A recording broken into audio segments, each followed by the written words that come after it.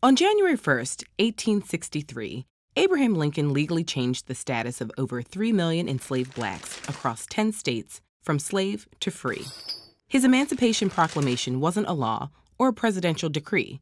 It was an executive order. The framers of the American Constitution made the power of the executive order available to the executive branch. But what exactly is this tool? How does it work? And what is the extent of its power?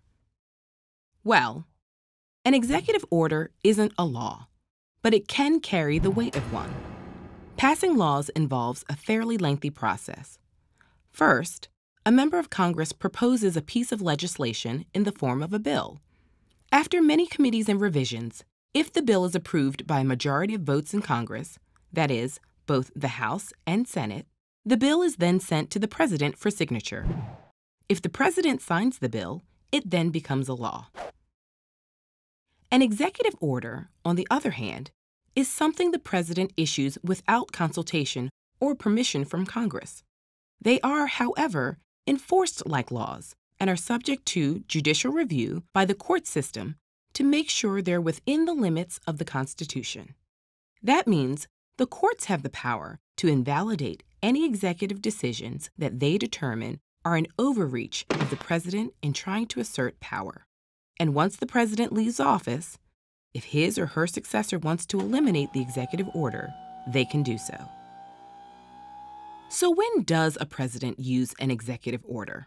Sometimes a president feels the need to exert power without working with Congress, and in times of crisis, quick decisions can be justified. But most executive orders are not responses to emergencies. They're often directed towards agencies in the federal government in order to expand or contract their power. Others determine the extent to which legislation should be enforced. And sometimes, a president may use an executive order to clarify and help implement a policy that needs to be easily defined. Some of the most famous executive orders have changed the course of American history. FDR issued an executive order to establish the Works Progress Administration, which helped build thousands of roads, bridges, and parks throughout the country. The WPA also employed thousands of writers, painters, sculptors, and artists to create works of art in public spaces. Additionally, Harry Truman used an executive order to desegregate the armed forces in 1948. And in 1965, Lyndon Johnson signed an executive order to establish requirements for non-discriminatory practices in hiring and employment. Executive orders have often been used in positive and inclusive ways, but they've also been used to exclude and divide. One of the most notable examples being FDR's 1942 executive order. He gave the military authority to target predominantly Japanese Americans, as well as German Americans and Italian Americans in certain regions across the country. This executive order also removed any or all of those people into military zones, most commonly known as internment camps.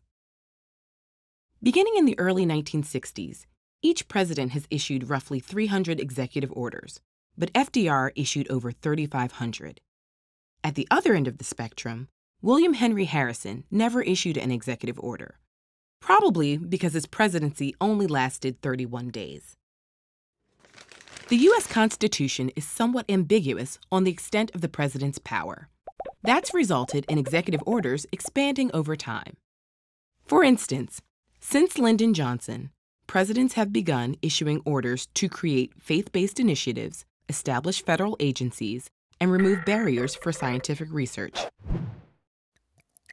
There are checks and balances in the U.S. political system.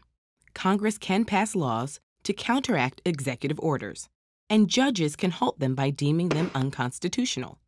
But in the time it takes for those things to happen, an executive order can go into effect and possibly change the course of history, for better or for worse.